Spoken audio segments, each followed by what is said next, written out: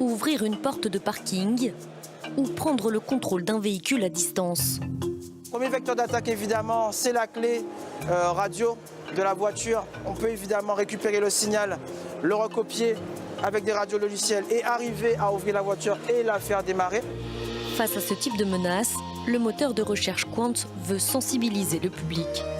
On a des instituts comme Euro-NCAP qui prouvent la fiabilité, la solidité, la sécurité des véhicules d'un point de vue mécanique. Il faut qu'on ait ce réflexe aussi dans le numérique. Actuellement, il y a plus de 20 milliards d'objets connectés dans le monde. On en comptera plus de 100 milliards en 2030. Ils représentent autant de failles possibles dans la ville du futur hyper connectée et risquent d'impacter des secteurs clés comme l'énergie ou les transports. Au sein de ces secteurs se trouvent les OIV ou opérateurs d'importance vitale, 249 organismes publics ou privés identifiés par l'État. Airbus Cybersecurity s'occupe de les protéger pour prévenir et anticiper les risques d'attaque, notamment grâce à la simulation.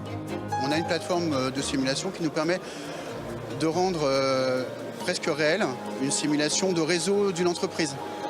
Et à partir de là, on va simuler des attaques dessus et on confronte ces attaques-là aux défenses en place. L'Agence nationale de la sécurité des systèmes d'information assure une mission renforcée auprès des OIV. En cas de cyberattaque, elle leur apporte son assistance technique sur le terrain. Il ne faut pas être superstitieux, il faut envisager le pire. Ça veut dire qu'il faut toujours se dire, voilà, si mon système est attaqué, s'il est plus disponible, qu'est-ce que je fais? Est-ce que j'ai des sauvegardes? Est-ce que je peux continuer sur un autre système? Comment est-ce que je peux réparer? Comment est-ce que je peux recommencer à fonctionner?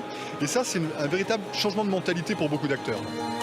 La capacité à se remettre en état de fonctionnement le plus rapidement possible après une attaque, c'est la cyber-résilience.